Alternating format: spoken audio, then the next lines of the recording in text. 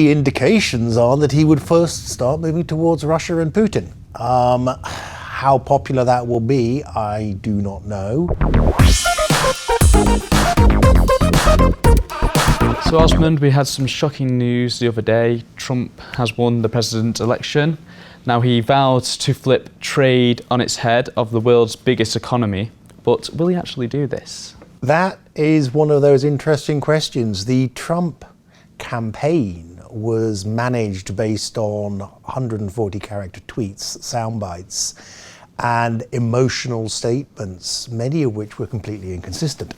One of the things that Donald Trump said is he wants to get jobs, manufacturing jobs back in America. That's not a bad aim, but he has said that he wishes to renegotiate NAFTA as a way of doing this. But if you do pull manufacturing jobs back to America and put trade barriers in, you are essentially going to increase prices in America, and that is going to increase inflation and hurt the poor. And that will be disproportionately felt by the poor. Then on the other side, in a different statement, he says wages are too high in America. So you want to bring manufacturing back to a country where you say wages are too high. This is not consistent. Luckily, the American system has checks and balances. The executive has relatively limited power. Congress and the Senate are controlling the policies of the president to a large extent, and I'm not sure there are many people in Congress or the Senate who Donald Trump did not insult on his way to the presidency, and they're not particularly fond of him as a person. So they will be exercising their controls and balances.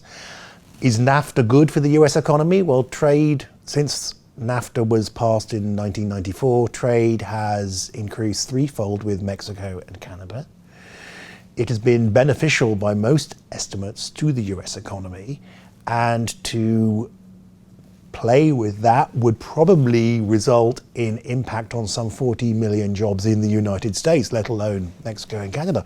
So it's far from well thought through, and I do not believe that it has been thought through by Donald Trump. I don't think he thinks beyond 140 characters. The consequences, the implementation and so forth, and again, then it was a bipartisan deal in 1994 under Bill Clinton. I think Congress would probably block any attempt to renegotiate NAFTA, but this is politics. So after his victory, he said in his own words, he will make great international relations, but who is the Trump party going to move towards? Well, the indications are that he would first start moving towards Russia and Putin. How popular that will be, I do not know. He has refused to actually condemn Putin for the annexation of Crimea. He regards his strong leadership as something to be praised, whereas many commentators would assess that as more of a dictatorial streak. He has not been particularly complimentary towards China, but I'm sure he has any particular understanding of China or there. One would assume that he would start off with the traditional areas of Europe and so forth, but it is very uncertain. Great relationships is a soundbite. What's the policy? He wants to make America great again. What does that mean? He's going to be fabulous with the military. What does that mean? He's going to do all these different things. He offers absolute certainty with no details. He's got the job now. It's going to be an incredibly interesting time, and he may or may not be successful in it. He may find that it's something that he can't do, and he may end up quitting it. One never knows. It's not a traditional situation. So like you said before, he has been smearing NAFTA throughout his campaign, and he's threatened to tear up existing trade deals. Will he actually do this, and what other trade deals will he find to replace them?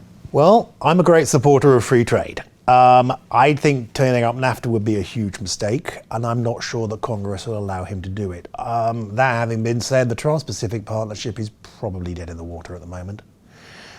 European, US trade deal, new trade deals are probably right now dead. Not least because the EU, of course, had its problems even dealing with a trade deal with Canada, which is a nice, friendly, happy country.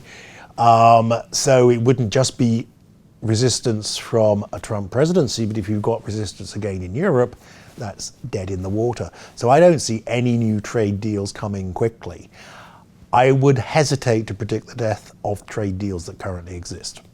I'm not sure that that would be something that would be amenable to Congress and the Senate. But these are early days. He got the job he didn't expect to get, I don't think, and now he's actually going to have to do it. Well, thank you, Osmond, for joining us in the studio today. It's been a pleasure. You're welcome.